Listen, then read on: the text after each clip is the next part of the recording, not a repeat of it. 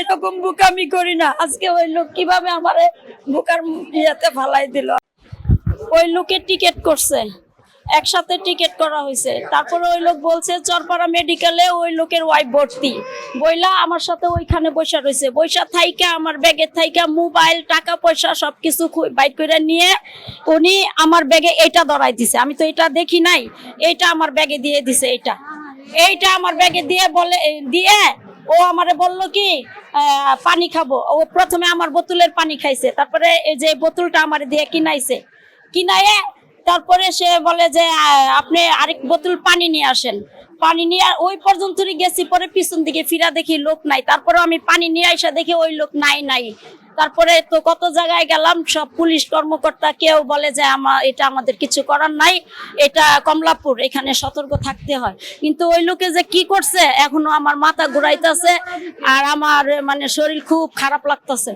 আমি ওই লোকে পাশে বসা ছিল, 2-3 বার আমার দিকে তাকাইছে, কিছু খাওয়াইছে কিনা এটা আমি বুঝতে পারি নাই।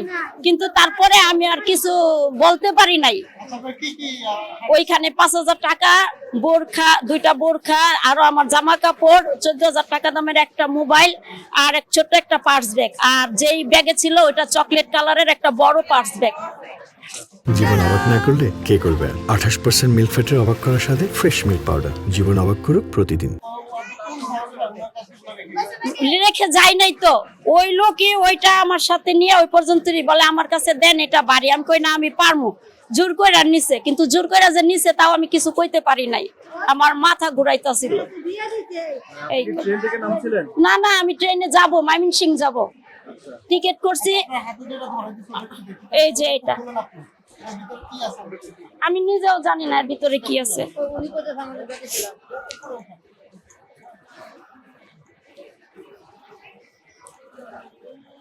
এই যে এগুলো ধরাই দিছে, হ্যাঁ কাগজ। অর্থাৎ আমার ব্যাগ ভারী, আমি মনে করছি না আমার ব্যাগ যে ভারী, আমি মনে করছি মোবাইল টোবাইল আমার ব্যাগেই আছে। পরে মোবাইল যখন টেলিফোন করতে লেগে ব্যাগে হাত দিছি তখন এইটা, হ্যাঁ তখন দেখি এইটা, অন্য কিচ্ছু নাই। এই যে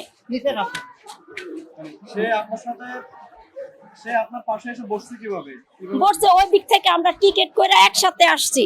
ও বলছে আপনি ময়মনসিং যাবেন? তো আমি কই হ। চরপাড়া? আমি কই ওইদিকেই যাবো। আমার ওয়াইফ হাসপাতালে ভর্তি আছে, আমিও যাব।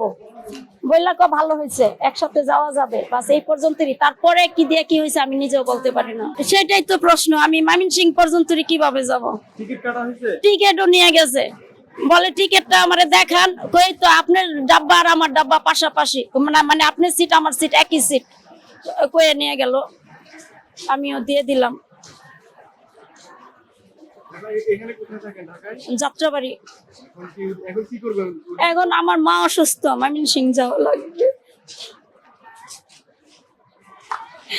এখন আমি কিভাবে যাব?